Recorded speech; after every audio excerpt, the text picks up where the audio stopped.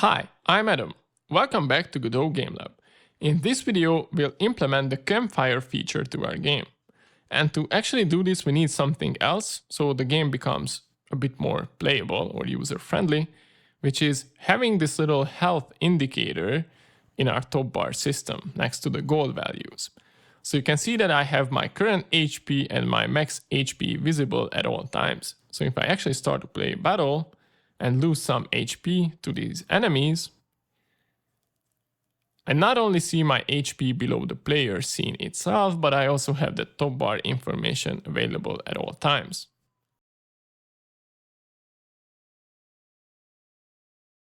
And after playing the game for a while and arriving damaged at a campfire, what I can do is I can rest, right, for healing the 30% of my max HP. And you can sort of immediately see the effect of it because you have your HP visible at all times. Right now I have 19 HP out of 35. We have our nice little crisp pixel cozy campfire right here. We can click on this rest button, we'll have a nice fade out animation, and you can see that I actually restored 11 HP by resting at that campfire. And if I go to the next fight, I start from 30 HP now. Pretty cool. So let's see how we can do this. So let's start with the architecture as we usually do. For this particular feature, the campfire, we don't even really need to talk about the architecture, it's so simple. But since some of you were mentioning that you are having trouble kind of keeping up with the whole project as it grows in complexity, I thought it might be a good idea to revisit some parts of the architecture. In this case, what we need to think about is the run scene itself, which we were referring to as sort of the brain of the whole operation. The run scene itself is connected to a bunch of different views we can use during our gaming session, namely the card pile view. We'll also have a relic handler later on. We have the map, which is already implemented and working, sort of the revisited battle scene. We'll have the treasure room, which we are yet to implement. We have our battle rewards scene, which is already done. And we also have the campfire, right? And last but not least, the shop, which is the topic of a further video, a later video. Okay, so what about the campfire? The campfire is only needed in the context of the run, so we can basically implement the whole thing in isolation, and the only place we need to worry about hooking this up is the run scene and the run script itself. Pretty simple, right? So let's get started. So I have the project here in Godot opened, and before we start implementing the campfire, actually, I really quickly want to squash two bugs which were introduced by some of our fellow lab technicians. And this is why I love doing this, right? Because you are pointing out little things which I miss, right? So we can make the project even better together. And I really love this. So we have two bugs which are pretty easy to fix, but kind of hard to spot. So let me show you the first one. And what we do is we move to this file system doc here and search for the warrior's character stats resource.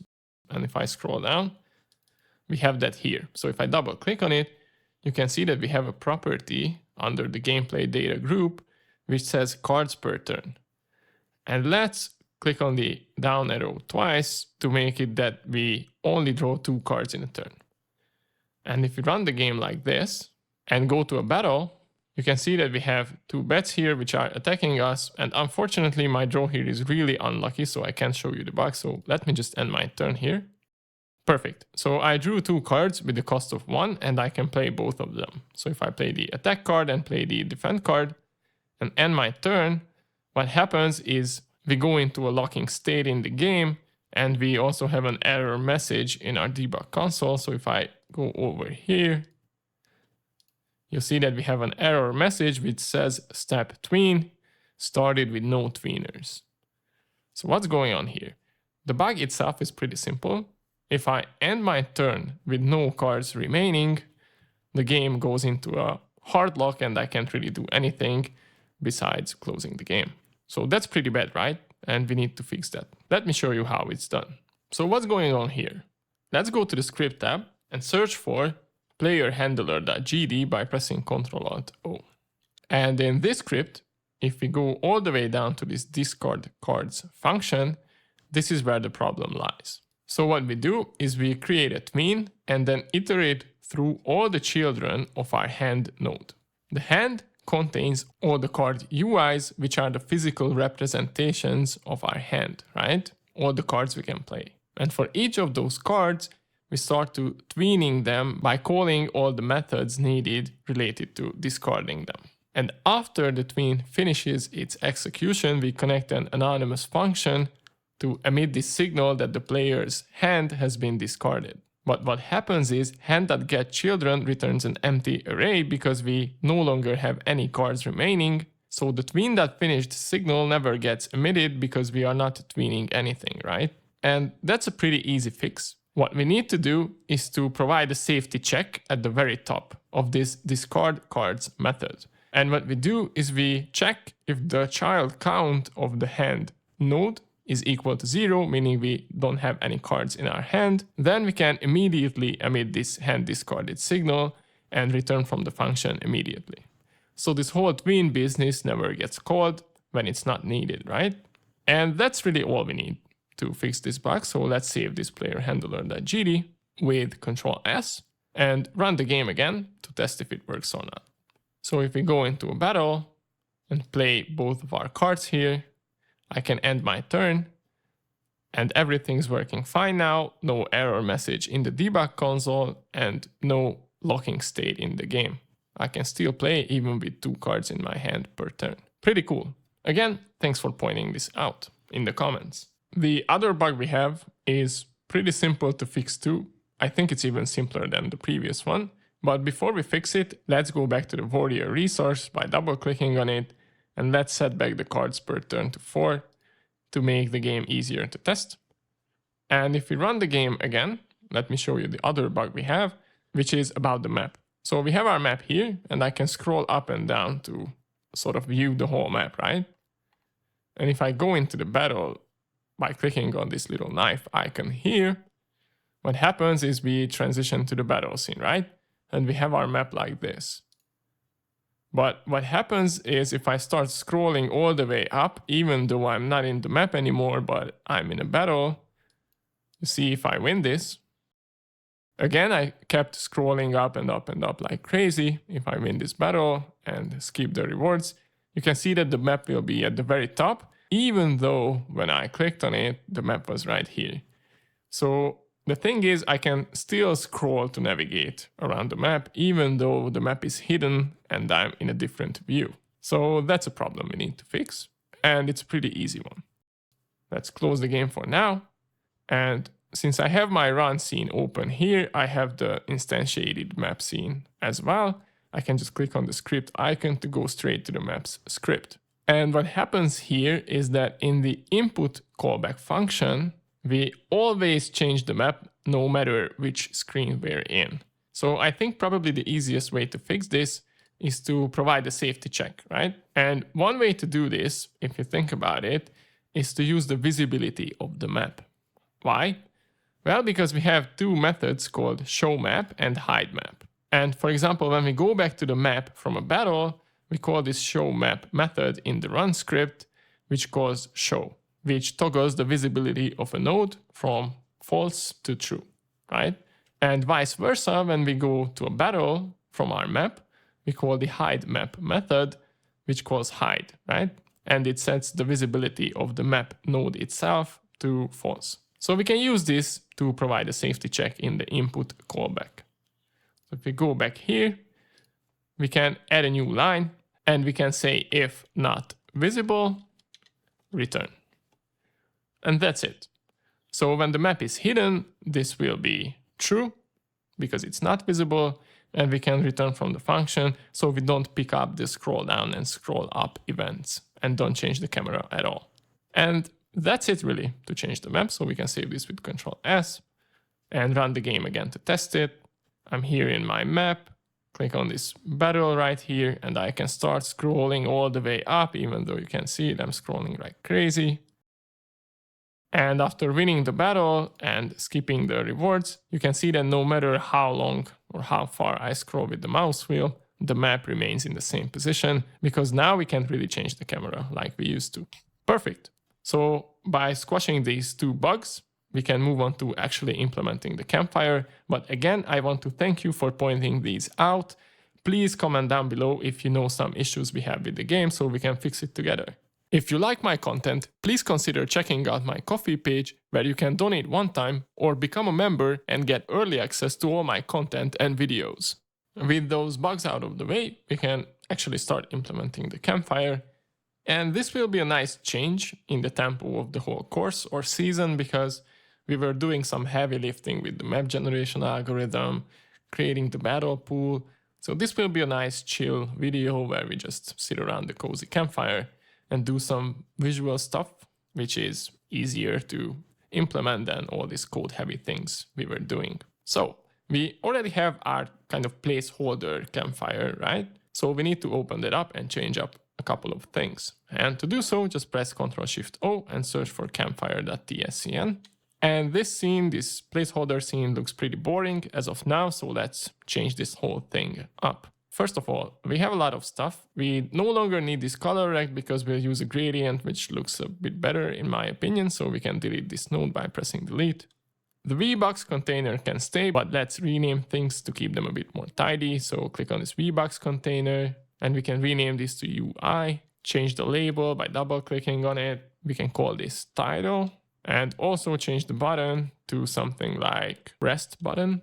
And for now, we can also disconnect the signal we have attached to this, which is indicated by this icon, because we can reattach the signal later, so we have a more telling method name connected to it. So let's go to the Node tab, and under Signals, we have this connection here with this green icon, and we can right-click on that and say Disconnect. Okay, so the icon disappears, the signal is no longer connected. Cool. We also need some text under the button to tell the player what resting does. So click on this UI VBox container, click on the Add Child button, or press Ctrl-A and search for label. We add the new label. We can double click and rename this to description. And if we go back to the inspector tab, we can type in the text, something like plus 30% HP. And make sure that horizontally the text is centered, like so. And it's kind of okay, but I don't really like that the campfire is the same font size that the description is. So if we go to the title here, we can add a new label settings resource, but that's too big for my liking. So if I click on this new embedded resource under font, we can change the size to something like 12, I guess. Yeah, that looks much better, but I think the button itself is too big as well. So if we go to the rest button, first of all, we can change the text to something like rest. And if we go to layout, we can change the container sizing. And instead of horizontal fill, we can set it to shrink center to make sure that it doesn't fill the whole horizontal space available. And we can change the custom minimum size to make it a bit bigger, maybe something like 40 by 14. Yeah, I kind of like that. That's perfect for this little UI part here, but I would like to add some space only between the button and the title. And so we could change the VBox container's constant, which is called separation, to something like 10. But I kind of like that the description is closer together to the button. And if we change the separation, we kind of lose that, right? Because separation is applied between all the elements of that container. So using this separation constant doesn't really help us. A fast little trick you can use is to actually just insert a plain basic empty control node between the elements where you want to provide some margin, right? So what we do is we press Ctrl-A or click on this plus sign to add a new child node, and we'll just use a control node here. And right now it doesn't really do anything because of the order. It's at the very bottom of the container, but we can change this, right? So if I drag and move this between the title and the rest button, you can see that I added some space between them. And I think, I'm not a UI expert by all means, but I think it looks a bit nicer. Right, so the UI is almost completed. One thing we can do is to select it and maybe move it a bit to the right, so it's not perfectly centered on the screen. So I go into move mode by pressing W and holding shift while clicking and dragging to make sure that I only move it on one axis. And let's say I can move it like so, for example. It looks much better, especially when we'll have our fire glowing next to it. So I think that's done. And we can move on to the background next. So here what I want to do is to create 3 different canvas layers, one for the background, one for this UI we have, and one for the fire particle system. And for the reason of making the whole scene tidier, here I think it makes sense to put them on different layers, especially because if you think about it, we'll have this top bar over the whole thing showing our gold, our deck, and so on. So we really need to be careful and think about all the different canvas layers we can have. So my solution here is maybe a bit of an overkill, but to me, it makes sense to keep them on different layers so we can have a fine control over the rendering order between them. Because maybe in your game, you want the fire to be in front of the UI because it looks cool if the flames touch the font or something like that. And if you put them on different canvas layers, you have this granular control over the rendering order. Actually, doing it is much simpler than talking about it for this long. What we need to do is to select the root node, the Campfire node, and click on the Add Child Node button or press Ctrl A and search for canvas layer. And actually we need 3 canvas layers, so we can press Ctrl D or right click and duplicate 2 times, and we can rename them. So the first one I'll call background layer. The second one will be particles layer. And the last one will be UI layer. And we can drag this UI element, this VBox container we have, and drop it under the UI layer. And these layers will be, if we select them in the inspector, the UI and the particle layer will be on layer 1, which is the default option. And the background layer will be behind them, so we can decrease this value by 1 to put it on layer 0 to make sure that the background will always be rendered behind those 2. Right. So for the background, we can add a new child node to this background layer by clicking on the plus sign, and we can search for texture rect because we can generate gradients with texture rects. And you can see that it doesn't fit the whole screen yet. So we can change this by clicking on the anchor presets and setting it to full rect. And in the inspector, we have the texture property here. And for this one to kind of shake things up, I use a 2D gradient. So under texture, select new gradient texture 2D. After creating this gradient, we can click on this gradient texture 2D resource to change it up. And with gradient texture 2D, we have 2 handles here, which can be used to change the direction of this gradient. And if you want to be precise with it, you can turn on this grid snap option.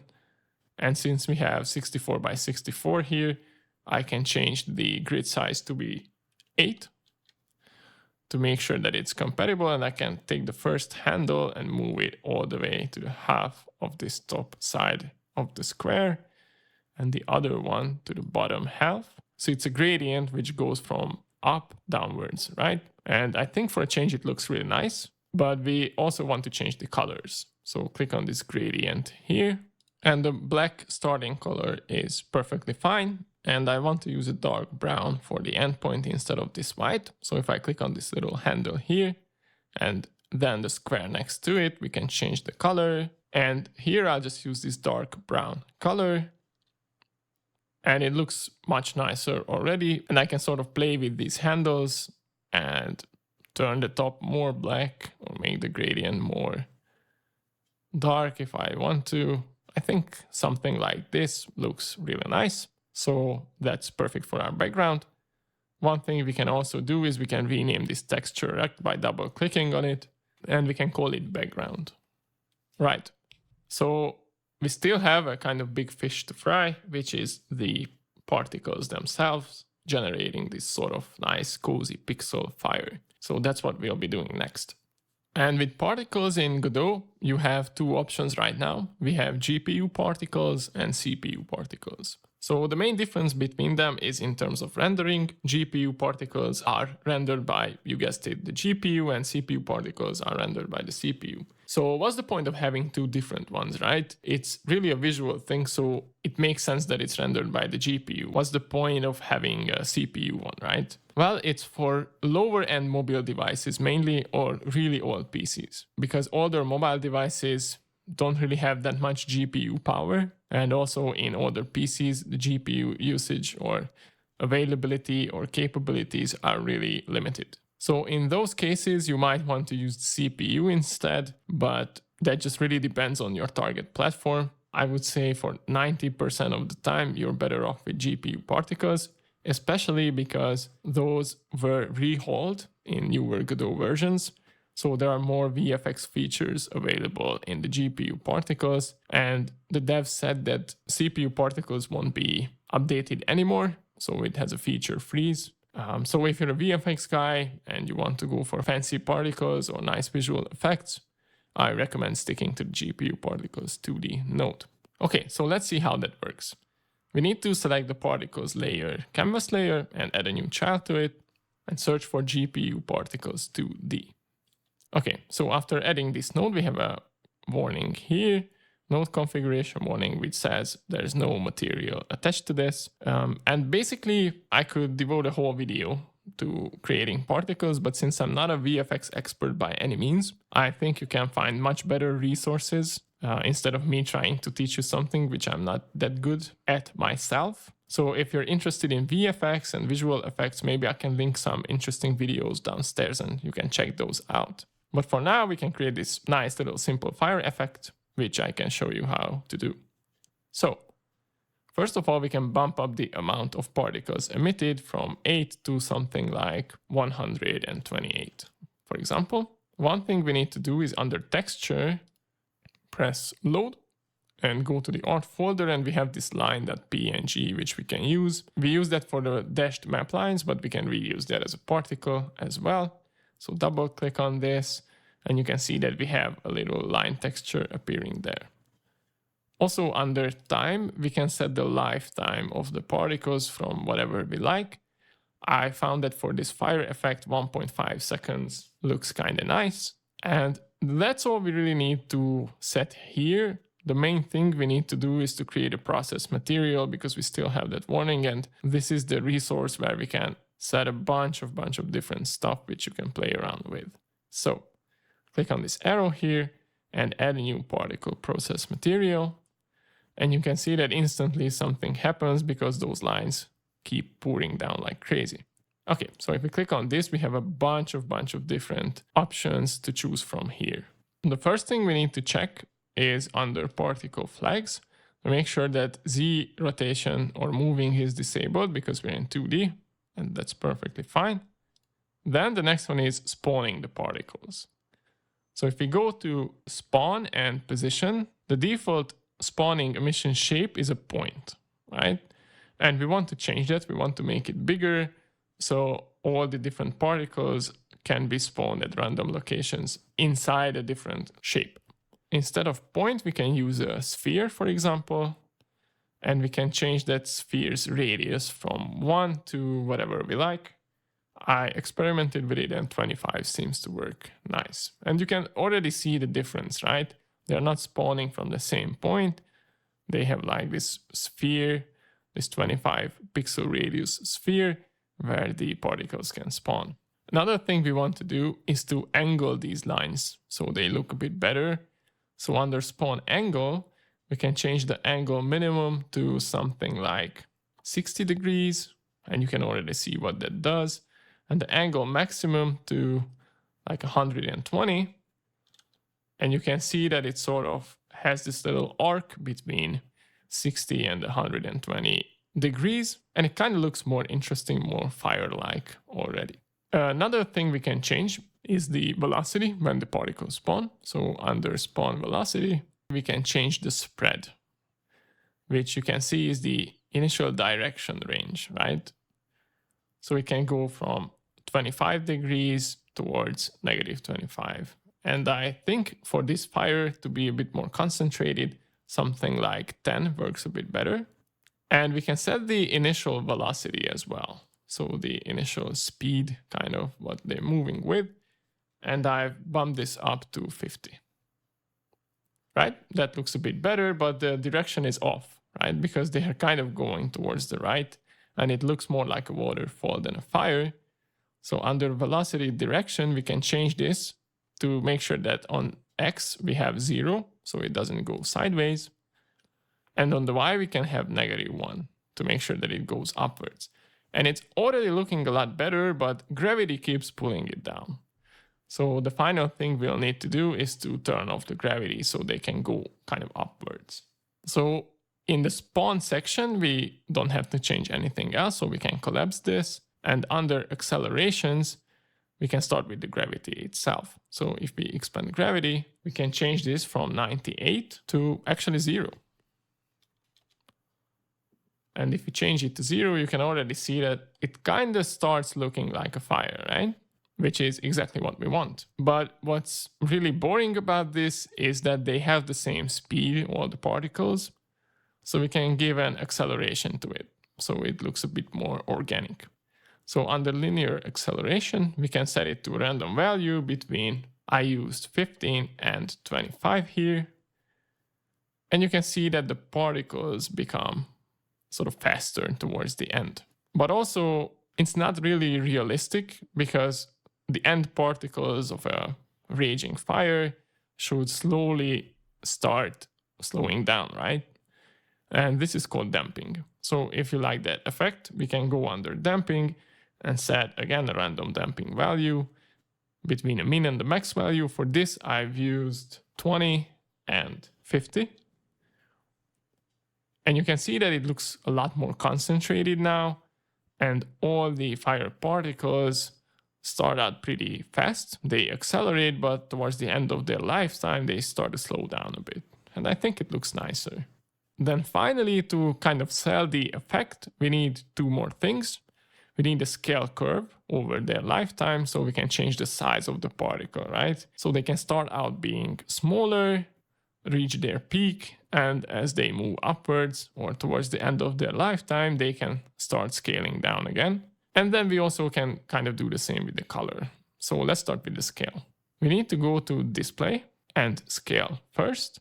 And here we can have a min and a max value, but we have a lot more granular control if we create a scale curve. So under scale curve, click on this empty here and add a new curve texture. And if you click on that curve texture, we have a curve right there at the bottom.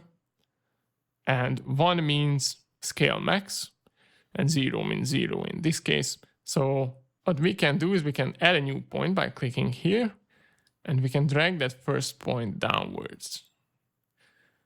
So we can start from a really slow scale and you can already see the effect of this, right? When they spawn in, they only have the 30% of their end scale and pretty quickly they reach their kind of biggest scale they can have.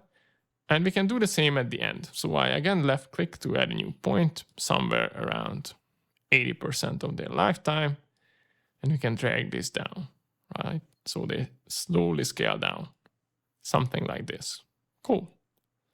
It already sells the fire effect a lot better, but color will make all the difference when we finish this. So under display, we can collapse scale, and it's kind of easy to get lost between these options we have. So I'll make sure to always collapse those groups, which we are done with. So it's easier to find what we're looking for. We have display here, which is the only one that's expanded right now. And we have color curves. And this is exactly what we want. And we can do the same thing we did with the scale curve, but this is called the color ramp. So that's what we need here. We can create a new gradient texture 1D, and you can already see the effect of this, right? It goes from black to white. But we can change this up however we like by clicking on it and clicking on this gradient here. And for this one, I'll use 4 or 5 points in total. So I can just sort of click on here to add a couple handles. And you can see I have 5 in total. And the first one will be a really bright yellow, as the heart of the fire is kind of a bright yellow. So I click on the first handle, click on that little colored square at the right side and use whatever color I like. And in this case, I use a bright yellow color. And you can already see the effect of this, right? It looks pretty cool. Click on the next one. Again, click on the little colored square. And I'll change this to a brighter orange color. And it kind of already looks like a fire, right? How cool is that? So let's move on to the third one. And we can use a sort of brighter red color for this, or even a deeper red, whatever you like. I'll just use this one. It's sort of orangish, it's really bright. And for the last one, instead of this gray color, I'll use this really dark, deep red color. And it kind of looks weird that it goes back to this white color at the end. So what we can do instead for the last one is to use the same color which we used for this dark red for the previous point or handle, and do the same, but crank the alpha all the way down. And what this does is it sort of has this nice little fade because we start to scale down the scale as well. And we also ramp the color towards this fully transparent, so it looks like the little particles are dying towards the end of their lifetime. And one thing I recommend is to play around with those handle positions as well. So you can see that if I make this bright part, this yellow and orange part bigger, my fire looks more alive, but I can sort of develop these ratios or set these ratios however I like. I kind of like this one. It looks like a nice little pixel fire. So I think that's all the options we need for this particle system, and we can collapse this whole big process material resource. One thing which is really off though is of course the position of this particle system. That's not a problem. I just go to move mode by pressing W, and I can position this particle system however I like. Maybe something like this. Yeah, and I kind of like that. If we zoom in a bit more to see how that scene looks like, we have our campfire, we'll have the top bar right here. We have this rest button. I think it looks real nice for the project. So we can finally save this whole thing with Ctrl S and move on to the coding part.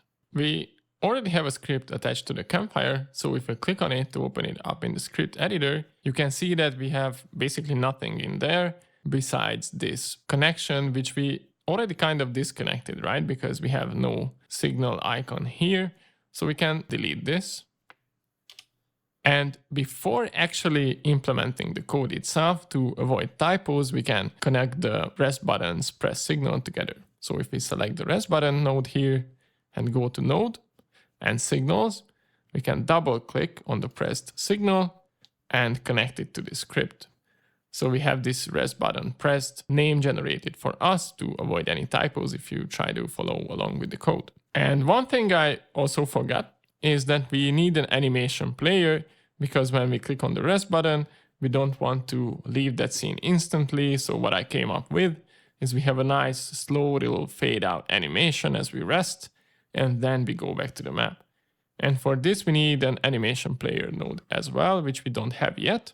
So before we start coding, click on the campfire, the root node, and the plus sign to add a new child node, and we can search for animation player. Add our animation player node, and we don't have to do anything with it yet. We'll create the animation after we've finished coding campfire.gd. So how this script is going to look like when we replace all the placeholder stuff. Pretty simple. We'll have a class name called campfire, so we can have auto completion when we hook this up in the run scene. Then we have two variables, an export variable for the character stats, because we want to change the health, right, when they click on the button, to make sure that the player can heal themselves when they visit a campfire. And we also have this animation player, so we can call this fade out animation when the player clicks on the button. And talking about clicking on the button, we have our callback function here called onRestButtonPressed. So here we only want to do two things. First of all, we'll call the character stats heal method. And for this one, I've decided to use a constant value of 30% HP, but you can do whatever you want. And the way we do this is we take the max health from the character stats resource, multiply it by 0.3 to get that 30%, and use seal I. So this method is sealing used for integers. And sealing is sort of always rounding up, right? So if that calculation would result in, let's say, healing 17.3 HP, seal I will return 18. So we'll say that that's 18 HP actually. That really depends on you. If you want to use mathematical rounding, that's fine. You can use floor if you want to be more strict, or you can use seal if you want to be a bit more lenient with the player. The only thing that matters is when you actually call the heal method, you'll have an integer value, right? Because we only use integers for health in this game. And then after healing the player, we can call the animation player's play method and say we'll play this fade out animation, which we are yet to do. And we'll also have this callback function called onFadeOutFinished. And we can basically call this in 3 different ways. We can either connect the animation player's animation finished signal and say when the fade out animation has finished playing, we should call this fade out finished method. Or we could use a tween, for example, or a timer. But what I ended up doing to sort of practice this technique, which I really like, is that with animation players, you can have call method tracks. So we can actually call this method from the animation itself. But when you use that technique, my advice is to use a comment like this, right? So when you go back to this code, if something's not working, you have this little reminder that you call this method from the animation player itself, not really in a different script, right? There's only one thing we need to do when the fade out animation finishes playing, and it's emitting the Campfire exited signal from the event bus, right? So the run itself gets notified that the Campfire visit is completed, and we can go back to seeing the map. And that's it. It's 18 lines of code with white spaces and comments, as simple as it can be. So we can save this script with Control S. So the one last thing we need to do here before hooking this up in the run is creating that fade out animation itself and testing it out, how it looks and if it works or not. So first of all, let's go back to 2D view and select the animation player node. And in the bottom panel, let's bring up that animation window and click on animation and new. Make sure that you have no typos here because in the script we said that we should play the fade out animation, which I typed in as fade_out, all lowercase. So we use the same name here, fade out in snake case. So 1 second is actually pretty fine by me for the length of this animation. And we can go back to the inspector tab. And what I'll do is I'll fade out the particle system and the whole UI there, but keeping the background as is. So first of all, select the GPU particles 2D node. And in the timeline, let's say I want to wait 0.3 seconds before starting the fade out animation. And we can scroll all the way down to canvas item and we can use the modulate property for this. So click on this little key icon here. We can create a reset track for this. That's perfectly fine.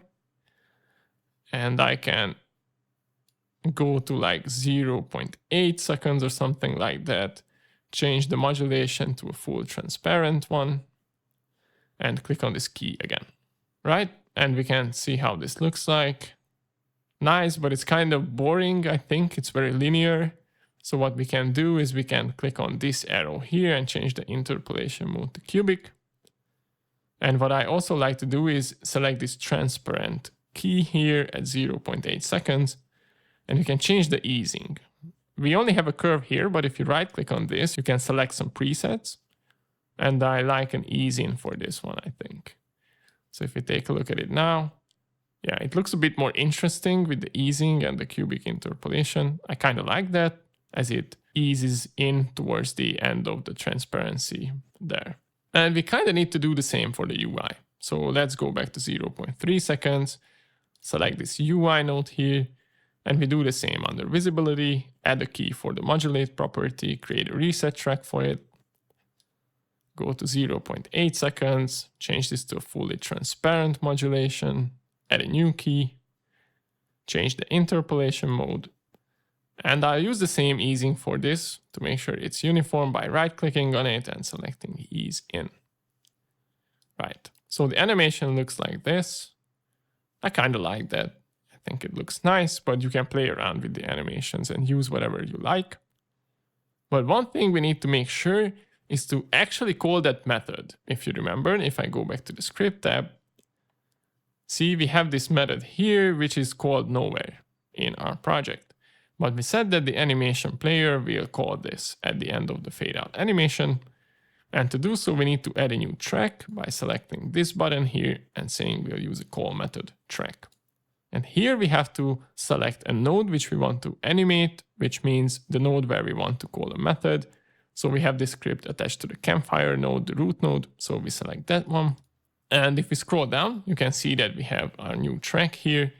And at the very end, at 1 second, I can right click on this and insert a new key. And you can see that I already have this window open, and I can call that fade out finished method, which we provided in the script. And we have this little indicator here showing us that after 1 second in a timeline, we'll call this method. And that's it for the animation. If we go back to the 2D view, you can see that since we are at the end of the animation, we no longer can see how the UI looks like. And that's what the reset animation is good for. So when we added those first keys, we had the dialog box if we want that reset animation created for us or not. And I can show you that indeed we have 2 animations. And what's cool about this reset animation is if you're finished working with the animations, you can just click on this and everything will be reset to their default and it's no longer looking screwed. Right. So the only thing that's left to do is to actually test this. And the easiest way to do it is to actually use a character stats resource here because it's empty by default. But to quickly test this, we don't need to hook it up with the run. We can just click on this empty here, press load. And under characters and warrior, we have our warriors resource, this one. We can open this up and we can run that scene by pressing F6 or this run current scene button. And you can see that we have our campfire here. The pixels are looking nice and crisp. I really like the colors. And we can click and hover this rest button. And if I click on it, we have our fade out. Everything fades to the background and we emit the signal. But yeah, nothing happens because we didn't run the run scene. And also we haven't hooked it up yet. But the animation plays and the signal is emitted. Perfect. So since we know that it's working fine, the only thing that's left to do is to actually hook this up in the run scene. So that's what we'll do next.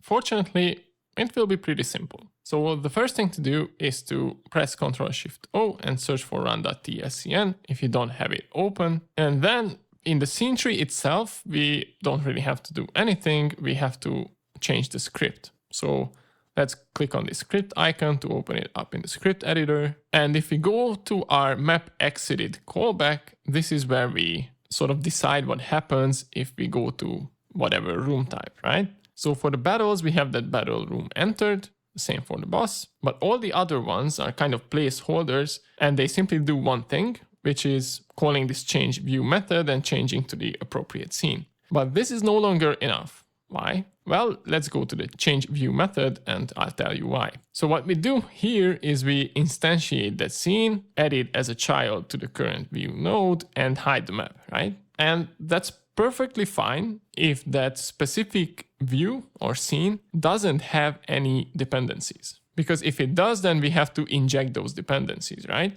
This is why we have that return statement here, and that's exactly what we do with the battles.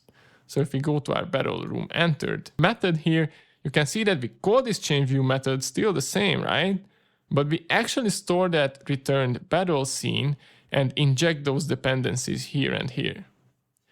And after injecting those dependencies of the character stats and the battle stats, we actually call that start battle method too to kick things off. And we need to do something similar with the campfire, even though it's much simpler because we only have one dependency, which is, you guessed it, the character stats, right? Because we want to change the HP. So what we do is we provide a new method called onCampfireEntered, and it's pretty simple. We still call that change view scene and store the campfire as a campfire type in a variable, so we can actually inject that character dependency to it. So when the user clicks on the rest button, the appropriate character stats resources HP will change. I hope that makes sense. We kind of do the same with the battle. In the case of the campfire, we do the same, but it's a bit simpler in comparison. And one thing we also need to make sure that we actually call this method, because if we go back to our map exited function, this is where we have our different room types. And for the campfire right now, we just call the change view method, and this is what we need to change. So instead of calling the change view with the campfire scene argument, what we do is we call that onCampfireEntered instead. And that's it. That's all we need to hook this up. So this should be working now. So let's save this with Ctrl+S. and run the current scene, which is the run scene. And right now we have our map, right? And we have our campfire. It's pretty far away, so maybe I'll cut this in the video, but hopefully I can make it towards the campfire. So first of all, let's lose some HP to make sure that we can see if the campfire is working or not. So I lose some HP on purpose here.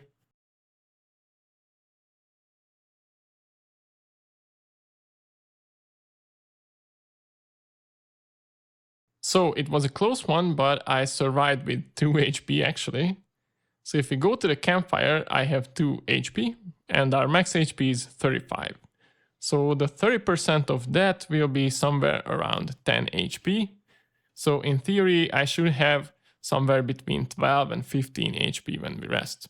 So if I click on this, it fades out, we go back. And if I go to the treasure room, it's still a placeholder. But if we go back and instantiate or go to a new battle, you can see that I indeed have 13 HP and I only had 2 before. So the campfire is working as intended. It's hooked up with the run scene perfectly.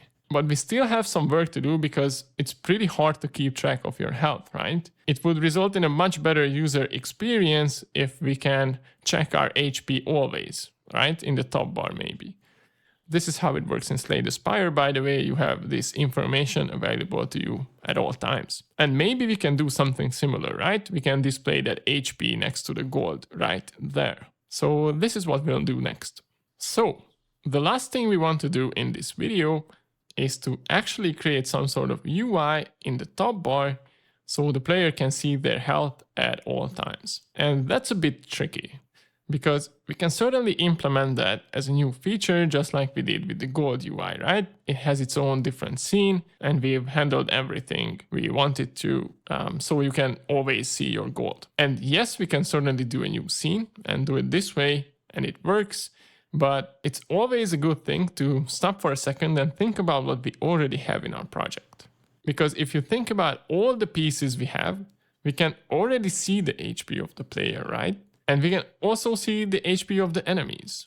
So where is this feature implemented? Because before brainlessly jumping into coding and creating a new scene for this, we can always think about components or reusable parts we have in our code base, right? Godot scenes and nodes are meant to be reused, so you don't implement the same thing twice. Because if you think about it, whatever we want to change with our health system later on, then we will have 2 different places where we have to implement those changes, right? Because we have one place for the enemies and the players to display their HP, but then we would have a different scene for displaying that HP in the top bar. And that's violating that dry principle we were talking about, which is short for don't repeat yourself. And I really encourage you to think about stuff like this. If you can reuse a system which you already have in your game, then you should be able to do it. So let's explore together how we can do this.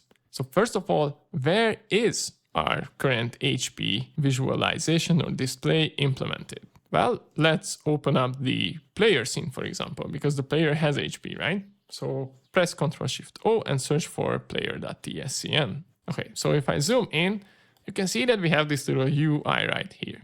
We have a sprite 2D and we have something called stats UI. Then this might have something to do with it, right? We can see that this node is its own scene, right? Because we have this little icon here and if we click on it, it opens it up in the editor. Again, if I zoom in, you can see that the stats UI works like this.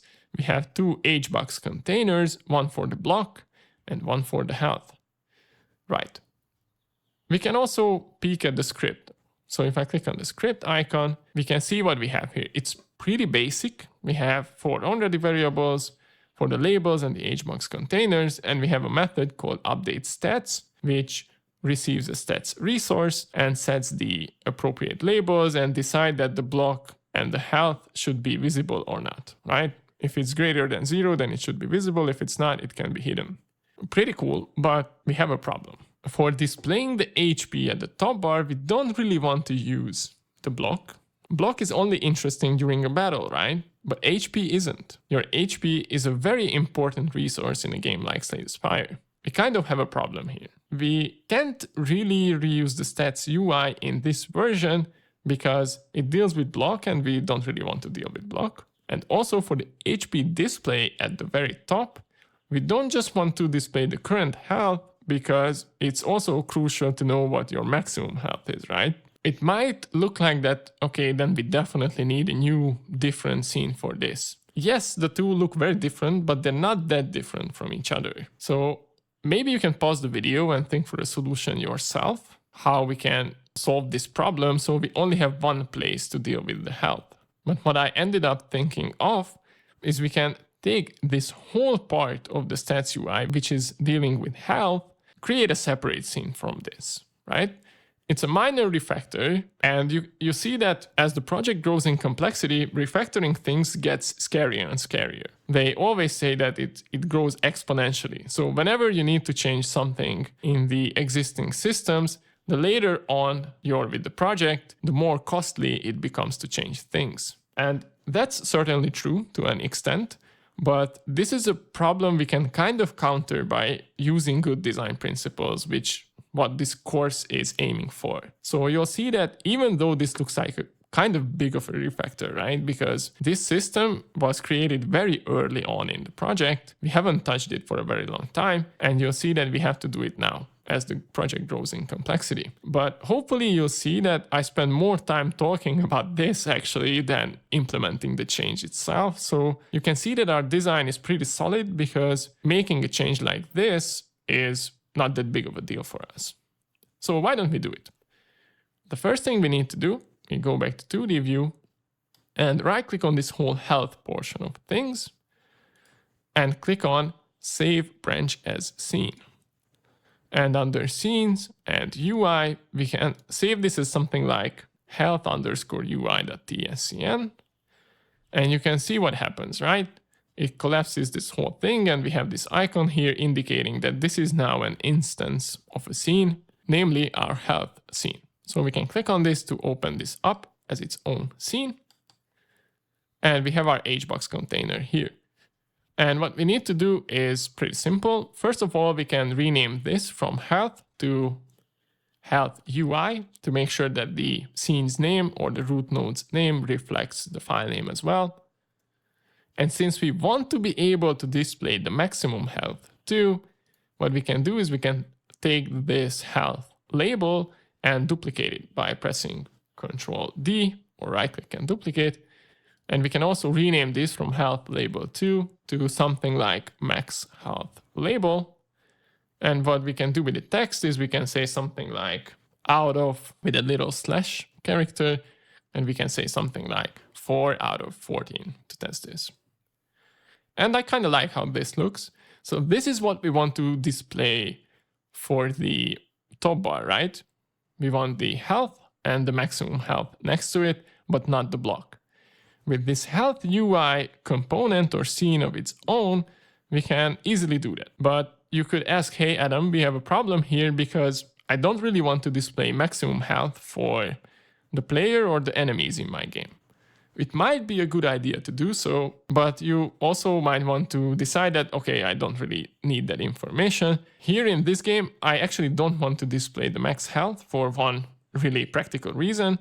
It takes up a lot of space and we don't have that many pixels, right, to begin with. So what can we do about this? Well, we can make this component a bit flexible, right? If you think about it, we have this HBox container, so not displaying the maximum health is as easy as hiding this, right? It doesn't change or break anything.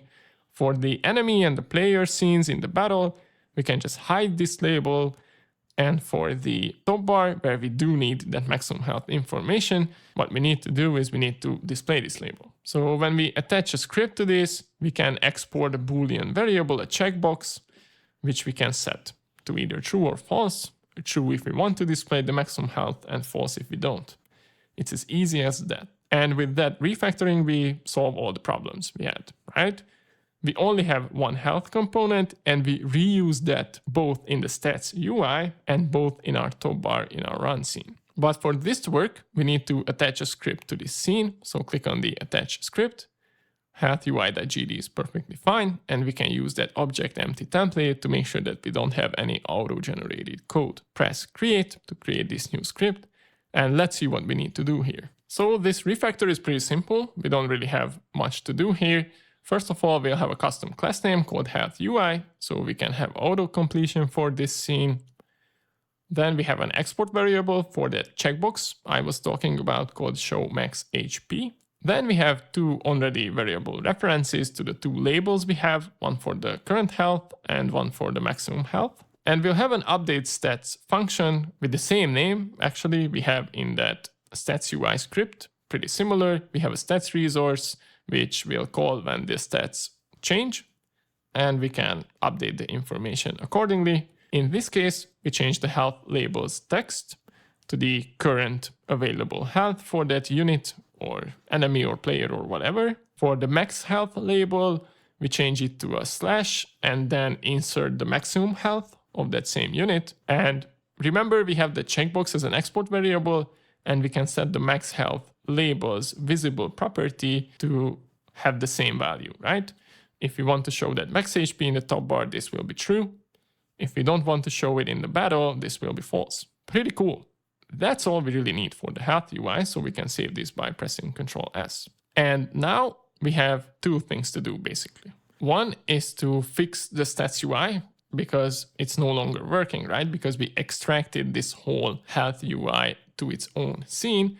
So we need to hook it back up there, and then we can hook it up in the run scene as well. And if we fix or hook up the things in both of those places, we're basically done. So let's go back to 2D view. And let's switch back to our stats UI scene. And if you take a look at this, right, you can see that it's updated that health scene we instantiated as a child node because it has the heart icon and it says 4 out of 14. Perfect. So what we need to do here is to make sure that this node is selected, and for the show max HP property, we actually want this to be false, right? Because stats UI is used during battles with the player and enemy scenes, and with them, I don't want to show the max HP. So by going back, we can kind of make sure that it's set to off if you don't want to see that max HP. If you want to see that in your game, you can just turn this on and it will work. Perfect. So we don't really have to do anything else here, but we also need to change the script. So let's click on the script icon for the stats UI and see what we need to change here. So one thing we can do is we can get rid of this health label because we no longer have a variable like this, but we do have a variable called health, but it's no longer an HBox container, right? So we can change this to health UI because it will be a health UI node from now on. And you can see that we have an error here in the update stats method because our health label doesn't really exist anymore. So instead of updating the label there ourselves, what we can do is we can just call health.updateStats and pass our stats resource as an argument. And the health UI itself will know how to deal with that resource, right? Because we just implemented that logic of showing the health, showing the max health, or hiding it based on the checkbox we have. So we can delegate this logic to this health UI component we have, and that's it. It should work. We can save this with Ctrl S, and before actually hooking it up in the run, we might want to test if anything's broken, right? Because at this point, we have the same functionality as we had before. So it was kind of a lot of work for nothing, or it might seem like that, but that's the point where we sort of reconstructed the whole thing to its initial state. But now the health is actually a separate and reusable component, but we need to make sure that everything is working just like it did before. So if we run the whole game now and go into battle, you can see that I have 35 HP and no max HP is visible there. It's the same for the crab enemy. If I just end my turn here to make sure my health updates, yeah, it works perfectly fine.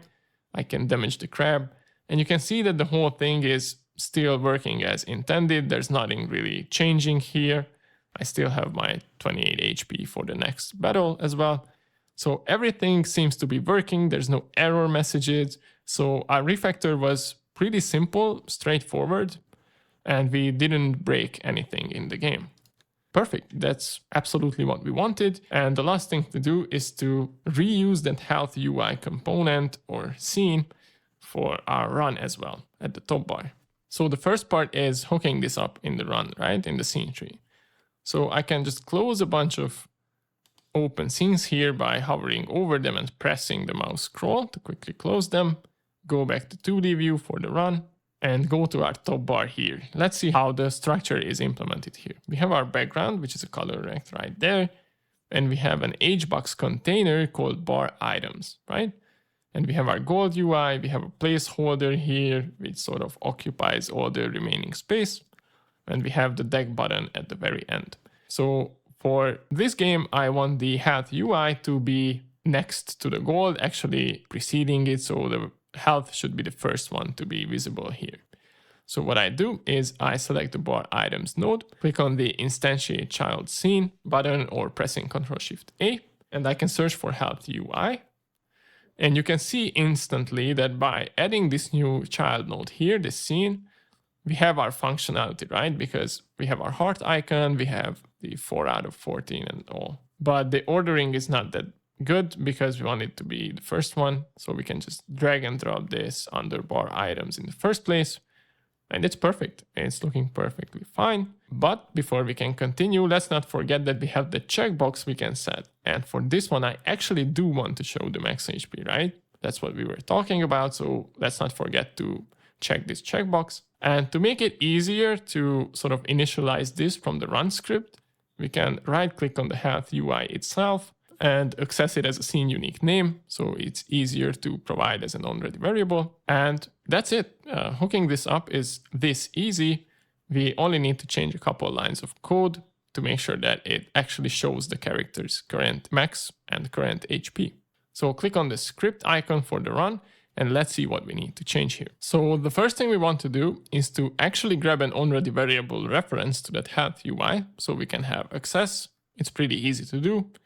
We just access it as a scene unique name. We can use the % notation to access that health UI. And then what we have, if we scroll down to our ready function here, we have this little startup logic here. And if we scroll down, we call this start run method. And we have our setup top bar, which is also a private function we use here. So it looks like a pretty reasonable place to do this, right? Because we set up the gold UI and we also set up the deck button so we can view our current deck. So it absolutely looks like a perfect place for this.